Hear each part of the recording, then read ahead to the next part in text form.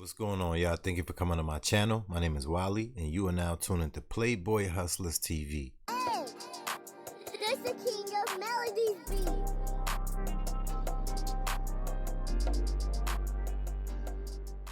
We are back with some more current events, baby. In the world of weirdoness, yes, it seems like weird has been on sale for this entire year, baby. As you can see, it's a lot of it going around. All right, this right here is Republican Nancy Pelosi to run for re-election in 2024. She is trying to monopolize her seat, baby. She is trying to capitalize on every single penny and dollar. You understand what I mean? Yeah, so look, she is saying that our democracy is at risk, all right? So I'll let her tell it. And y'all make sure y'all go in the comments if you disagree, all right? Much of what we know about you are those fierce moments we had it up on the screen. And I remember that day. I think I was on the air that day. You stood up in the Roosevelt room. You said to Trump, with you, it's always about Russia. It is sort of your unique ability to confront not just him, but his enablers. You have a very able successor in Congressman Jeffries. And I wonder what went into your decision to stay in Congress. Yo, whoever saw the movie The Puppet Master, doesn't Pelosi look like one of the Puppet Master ladies? She looked like a puppet. No disrespect, allegedly. Well, actually, I said with you, it's always about Putin. That's right. That's Russia, right. That's but right. Nonetheless, That's specifically. right. That's right. So this is Putin. But in any case, I feel very exhilarated by the encouragement I've had to continue representing my great city of San Francisco. You have the White House behind you. I have homes in San Francisco behind me, and that is my strength. And the needs that our city has right now really call for me to stay another term. I had the privilege of representing San Francisco for a long time. I've had, and they have given me the latitude to serve as speaker, as leader, for over 20 years, and whip as well. Visit 87 countries, served 30 years on the Intelligence Committee, all of those things. Wow, she's been in that seat for a minute, right? Collecting all that payola, all that underground money, all them cryptos, all them stocks, all them paintings. Yeah, we know. But at the same time, being central to my service was representing my district. In gratitude to them for that, I have agreed to stay on another term in order to help meet the needs that we have now. You already know that that term that she's trying to serve, that extra term, has nothing to do with the people. That's her securing her position.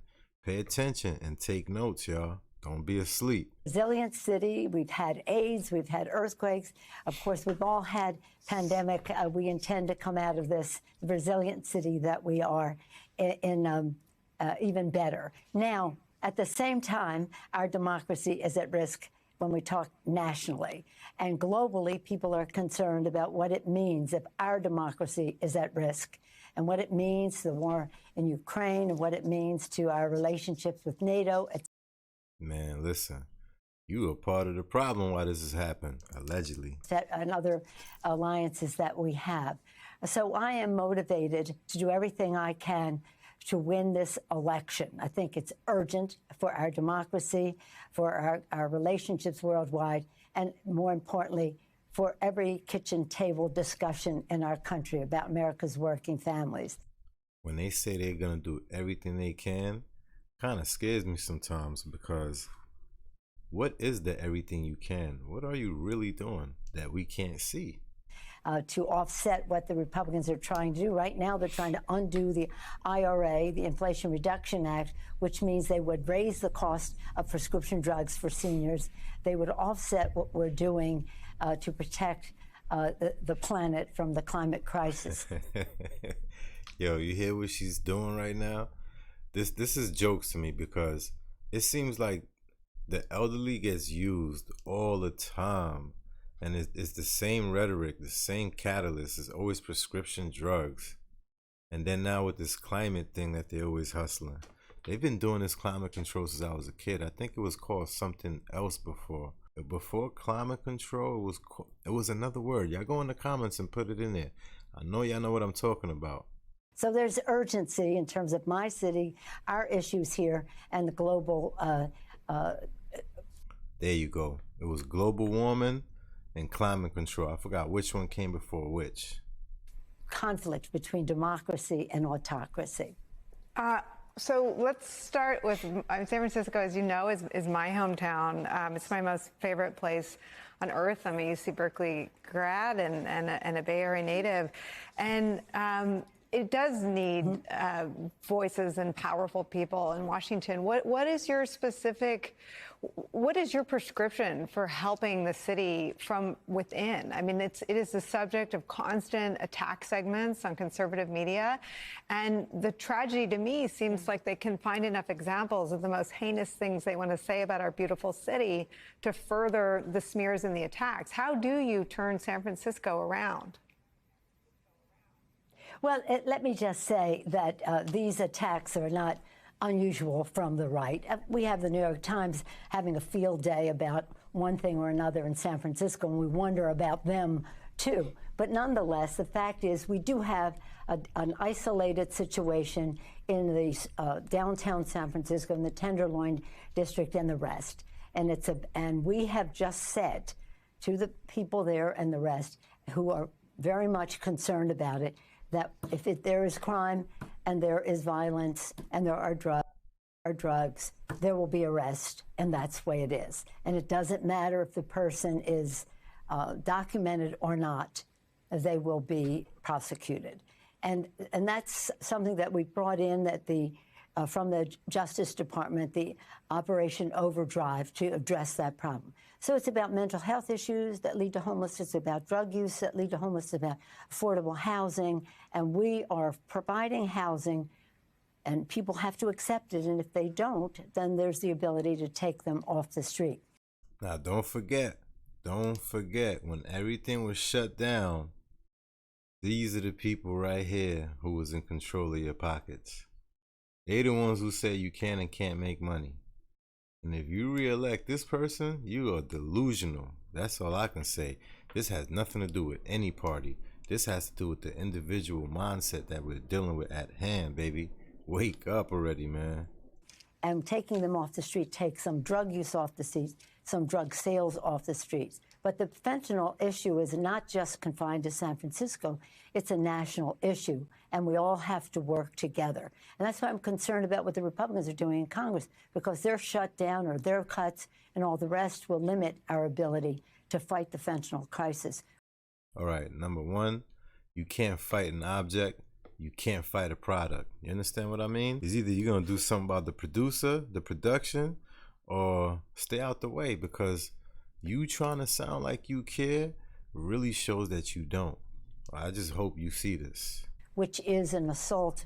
I mean, every community is at risk with that. But again, our city we've been through a lot. We'll come through this very well. But it's confined to a certain part of town. And I wish that people would recognize that, because our city is like Philadelphia and certain other cities. I understand. Beautiful and clean, and we'd love for them to visit. And it's the South of Market area as well, not just the Tenderloin, which has always had its own challenges. But there are people who live in other neighborhoods who are afraid to do their shopping. I mean, retailers have been blasted, and I think it's the images of the brazenness of the theft that startle people that live in other, because you're right, Pacific Heights and other places are still relatively safe. But it is a city that is all, if not rattled and scared, embarrassed by the images of the brazenness of some of the thefts. Is it your sense that you can help at a federal level, or are you using sort of your ability and your personal diplomacy, which everyone that knows you and has covered you knows is in a league of its own, to bring some of the local leaders around to seeing it as you just articulated? These are national problems, but the spotlight and the Klieg lights are on our beautiful city. Yeah, that's true, and it's not confined. These thefts that you're talking about are not confined to San Francisco. Of course not. They're happening all over. They're happening in malls and retail stores. They're happening in my neighborhood in New York City. People walk in and steal clothes, and that is absolutely true. But the scrutiny seems especially harsh and in some instances distorted. But nonetheless, they're able to find examples in our beautiful city. Well, it is, I take issue with your saying, except in the Pacific Heights or something, yeah.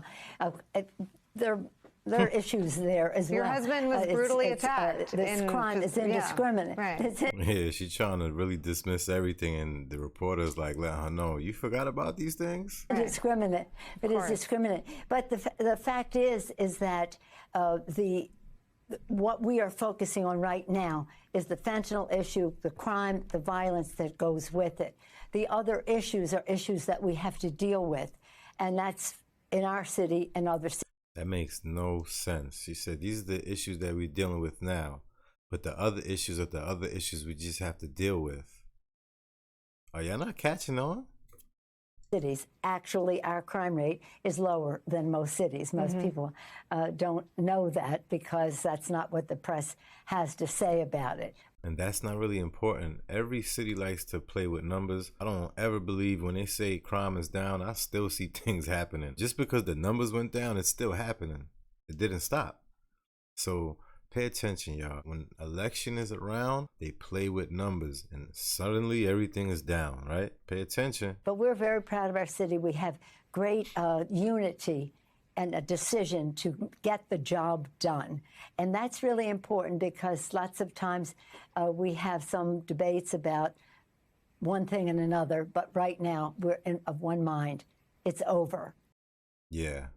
Your next term is exactly where you left off with your last words, all right? If y'all agree, make sure you go in the comments and let me know. Even if you disagree, baby, hey, we all individuals, we all people.